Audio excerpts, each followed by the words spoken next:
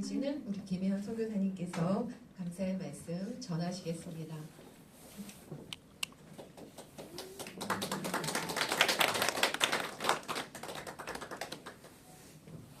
무슨 말을 해야 될지 모르겠어요. 너무나. 예. 총장님, 사실 총장님이 어디로 가셔야 되는데 그 기차를 캔슬하시고 이렇게 하고 오셨어요. 너무 감사합니다. 물론 감사하죠, 박지민 목사님. 아니 어디 가셨나요, 내수동교회 목사님? 목사님. 네. 너무 귀한 말씀들을 많이 해주셔가지고 제가 이거 다 써온 거를 해야 되는지 제가 막 너무 고민이 되고 있어요. 하다가 제가 그냥 끊을 수도 있고 쭉 할 수도 있고. 네, 오늘 제가 조금 길어도 괜찮겠지요? 네. 저도 용기를 가졌어요. 아까 저기 앉아있는데 처음엔 안 떨렸거든요. 근데 다른 분들 말씀하시는 걸 들으면서 그때부터 떨리기 시작했어요. 제가 많은 사람 앞에 서도 잘 안 떨거든요. 이상한데 그런데 오늘은 좀 떨리더라고요. 읽도록 하겠습니다. 사역을 하면서 부족하지만 제게 글 쓰는 일은 사역이 되었습니다. 하나님이 인도하셨던 순간들을 글로 쓰라는 딸들의 권유와 응원을 힘입어 하나님이 하신 일들을 수필처럼 써내려갔습니다. 그래서 저는 아까 박성교 목사님께서 수필이라고 말씀해 주셨을 때 너무 감사했어요. 왜냐하면 간증이 아니고 수필이거든요. 예. 쓰다 보니 어린 시절부터 지금까지 내 인생의 모든 측면에서 하나님이 원하는 자리에 있다는 것이 사실은 저를 사역자로 이끄시기 위한 것이었다는 것을 쓰면서 다시 한번 깨달았습니다. 책을 출판하신 분들, 총장님도 책을 많이 출판하셨더라고요. 그리고 여기 계신 목사님들 날마다 글을 쓰시잖아요. 정말 존경합니다. 책 쓰기가 얼마나 어렵든지 그러기에 저는 제가 부족함을 너무나 알게 되었습니다. 그래서 이 글을 쓰면서 이거는 인간적인 능력이나 힘으로 나온 책이 아니라 하나님의 은혜로 나왔다고 고백할 수밖에 없습니다.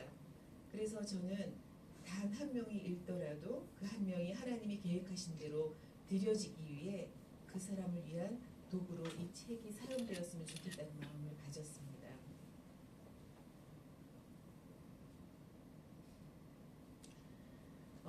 제가 갑자기 이제 감사 예배를 드리게 됐는데 감사 예배를 드리려고 하니까 눈앞이 깜깜하고 어떻게 해야 되는지 생각이 안 나더라고요. 그런데 초청을 했는데 한 명이나 두 명 오면 어떡하지? 이런 마음이 제 안에 딱 들었어요. 하나님 어떡하죠?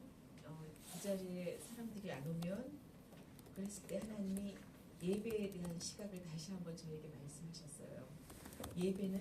예배를 드리기로 결정했으면 한 명이어든 두 명이어든 많은 사람이랑 상관없이 예배는 드려져야 된다.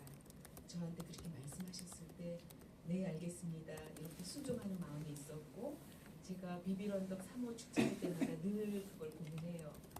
이번엔 몇 사람이 올까? 그런 생각을 했다가 다시 한번 마음을 내려놓습니다. 하나님 한 분이 오셔도 제가 3호 축제 하겠습니다. 그거랑 같은 마음을 주셔서 여기에 오신 한 분 한 분이 얼마나 귀하고 소중하고 또 제게 용기를 주셔서 감사한지 모릅니다. 너무나 감사합니다. 그리고 그 감사한 것과 더불어 또 놀라운 일을 행하시는 분을 제가 이번 방문해서 듣게 되었는데 숭실 사이버대학 상담학부에서 제 책을 필독서로 쓰겠다고 연락을 주셨어요. 너무 감사한 소식이죠, 저에게는. 그래서 감사 예배 드리는 거 너무 감사하고 또 그런 결정들이 이뤄진 거 너무 감사한 마음입니다. 이 자리에 선 것도 예배를 드림도 책이 완성돼서 된 거잖아요. 하나님의 손바닥에 새겨져서 여기까지 오게 된 거잖아요. 그래서 그것은 제가 부르신 자리에 서 있었기 때문이고 그 바람이 불거나 어떤 상황 가운데 있을지라도 견딜 수 있는 하나님을 향한 믿음이 있었기 때문이었습니다. 실력이라고 저희 남편이 늘 얘기해 줬어요. 우리 알잖아요. 사모뿐만 아니라 모든 여성들이 어머니로서, 아내로서, 또 뭐 교회에는 권사님이나 집사님으로서, 물론 여성들뿐만 아니라 남성들도 목사님, 장로님, 또 직장인으로서 또 그 자리를 지켜내는 게 너무나 어렵지만 우리가 하나님이 주신 그 믿음의 실력으로 그 자리를 지킬 때 똑같은 간증을 쓰게 되지 않을까 그런 생각을 해보게 됐습니다. 그게 바로 하나님의 계획과 목적을 이루는 일이고 과정이라는 생각을 하게 오늘을 준비하면서 하게 됐습니다.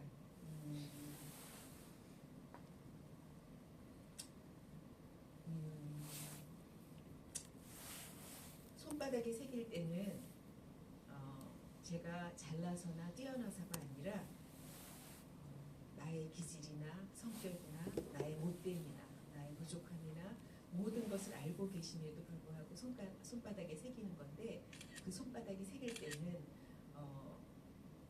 나를 지키시고 보호하시고 함께 하시겠다라는 그 약속이 있었기 때문에 제가 그 믿음의 그 말씀을 가지고 지금까지 여기 온 것 같습니다. 그래서 이 책은 성공 스토리가 아닙니다. 이 책은 다 읽어보신 분들도 계시겠지만 내가 이렇게 살았더니 하나님이 이렇게 좋은 결과를 주셨고 내가 이렇게 믿음을 잘 지켰더니 좋은 일이 일어났어. 그 대가로 이런 보상을 받았다는 그런 스토리가 아닙니다.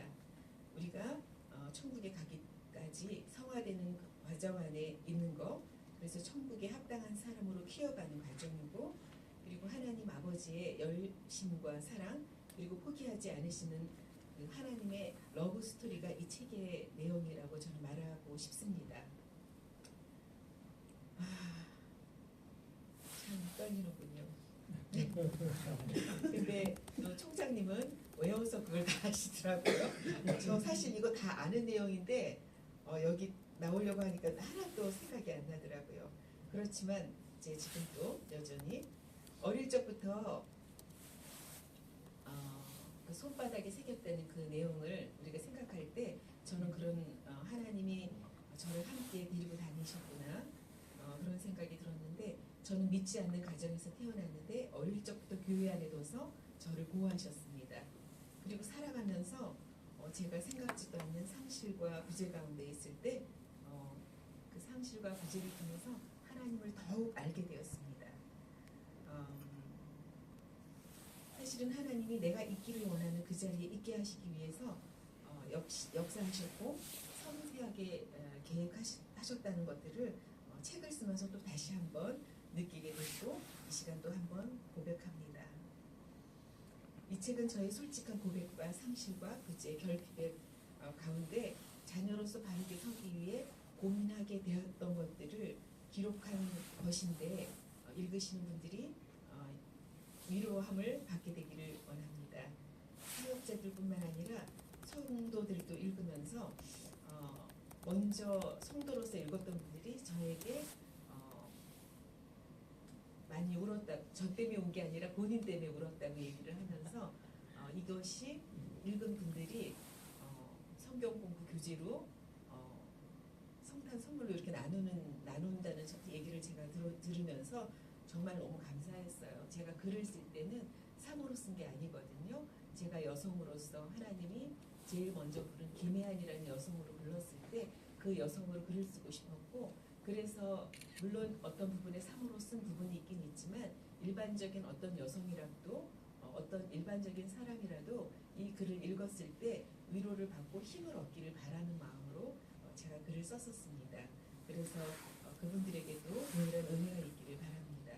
이 저의 상실과 부재와 결핍 때문에 제가 비빌언덕이라는 단체를 시작하게 되었습니다. 그거는 제가 상실과 부재와 결핍이 많다 보니까 다른 사람의 이야기를 들을 때 그 사람을 바라볼 때 그 사람 안에 있는 상실과 결핍과 부재를 볼 수 있게 되었습니다. 하나님께서 저에게 허락하신 그 부족을 통해서 하나님의 은혜로 해석하는 능력을 가지고 다른 사람을 볼 수 있는 시야를 열었고 그 사람을 돕고자 하는, 위로하고자 하는 마음을 제 안에 일으켰기 때문에 비빌언덕이 시작되었습니다. 처음에는 비빌언덕은 쉼과 회복, 위로가 첫 번째 목표였지만 저는 저희 남편에 대해서 얘기를 안 할 수가 없습니다. 지금 저보다 저희보다 먼저 천국에 지금 가신 지가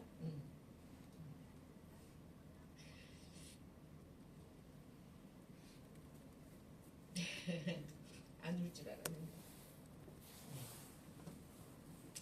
저희 남편은 2년 전에 천국에 떠났습니다. 12월 18일이 되면 저희 남편이 천국에 간 지 2년이 되는 날입니다.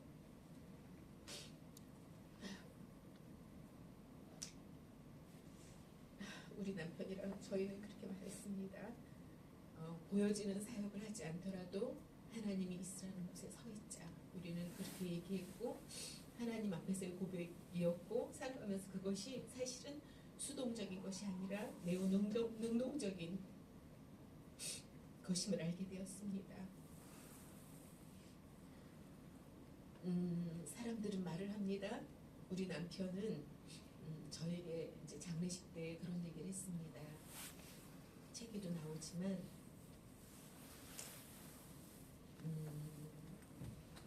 보이는 일로 한 사역보다 성품으로 한 사역을 한 사람이라는 말을 들었습니다. 대부분 우리가 천국에 갈 때 어떤 일을 했느냐 그것보다 어떤 열매를 맺었냐 그런 말을 하나님이 물어보실 거라고 저는 생각합니다. 그래서 우리 남편이 열매 맺는 삶을 살았기 때문에 제가 이 글을 쓸 수 있었고 또 우리가 이 과정을 견딜 수 있지 않았나 그런 생각이 듭니다. 그리고 우리가 캐나다로 갈 때 결정했던 그 일은 그때 우리 아이가 큰아이가 대학교 1학년 다니다 중퇴를 했고 작은 아이는 우리가 이제 캐나다로 부르심을 받았을 때 YM에서 부르심을 받았는데 그때 받았을 때 우리 아이는 고2였어요. 그래서 설명하지 못했어요. 우리가 자녀들의 교육을 위해서 유학 간다는 소리를 들을까봐 마음이 너무너무 아팠는데 우리는 아이들의 학교에 대해서 전혀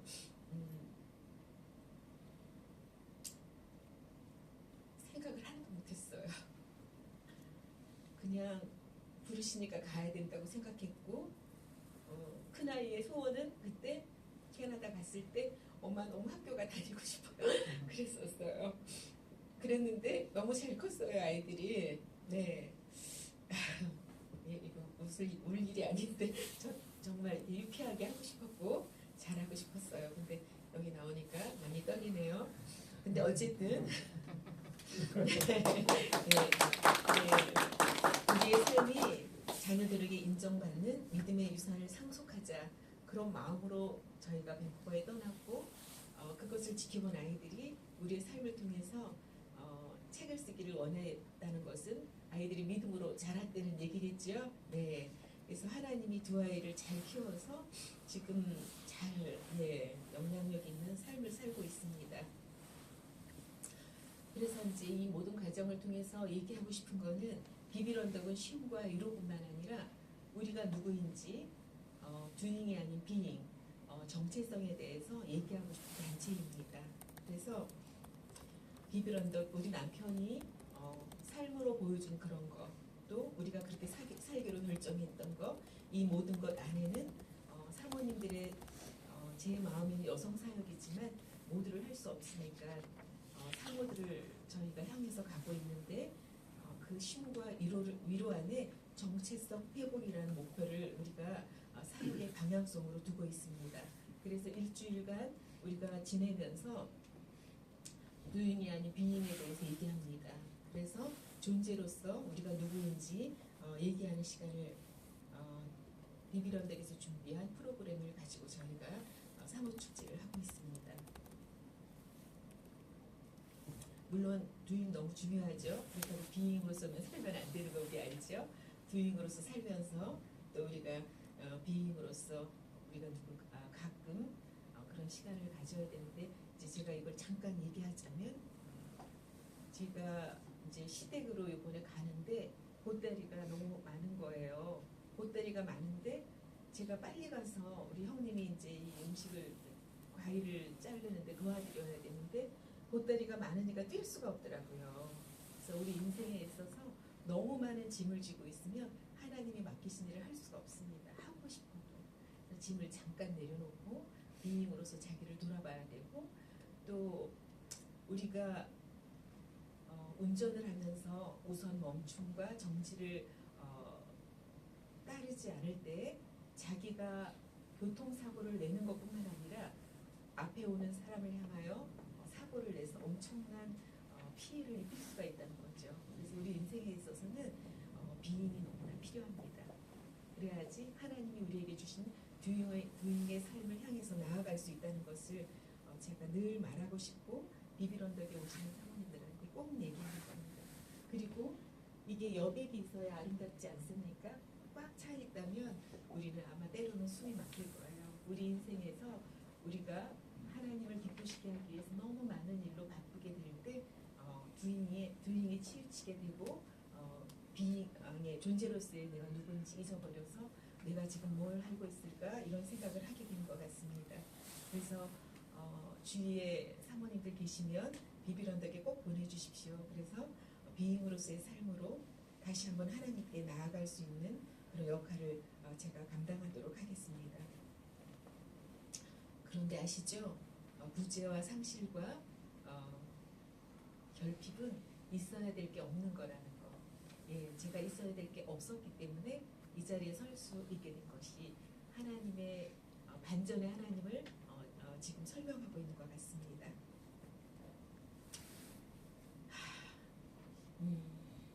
그래서 이제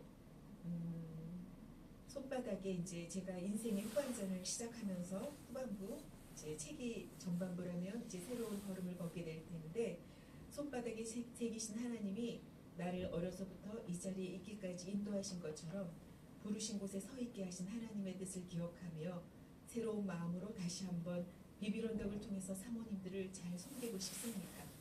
그렇게 사모님들을 섬기고 그 여성들을 섬길 수 있도록 계속 기도를 부탁드립니다. 여기 계신 분들 또한 하나님이 부르시고 세우신 자리에 서 있다는 것을 믿고 현재 어떤 부재와 상실 가운데 있을지라도 상실과 부재를 통해 주를 더욱 사랑하고 이웃 사랑의 능력이 됨을 믿고 기다리며 힘내셨으면 좋겠습니다. 네, 인생이 어려운 가운데 있을 때 하나님의 손바닥에 새겨져 있다는 것을 기억하시기를 바라며 그래도 여기 오셨으니까 제가 에필로그는 읽어야 되지 않겠습니까? 바쁘신데 죄송합니다. 제가 읽겠습니다.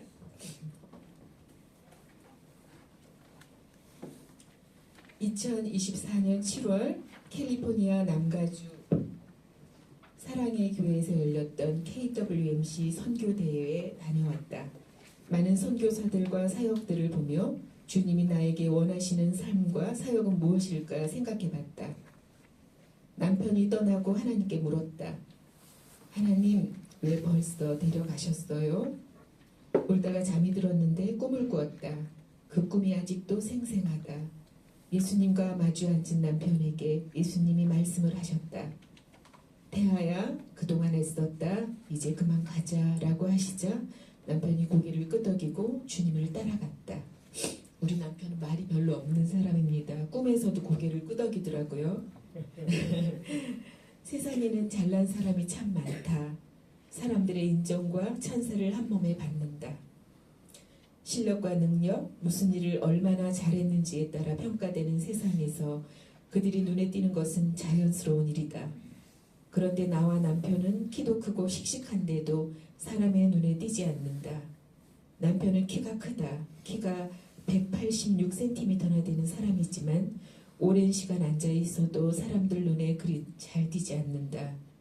듣는 일에는 뛰어나지만 말은 거의 없는 편이다. 가끔 말을 하지만 목소리 톤이 낮아 멀리까지 소리가 가지 않는다. 얼마나 말이 없는지 나는 가끔 남편을 언어상 개도국이라고 놀린다. 개도국 아시죠? 개발도상국. 남편을 떠올릴 때마다 꾹 담은 입이 제일 먼저 떠오른다.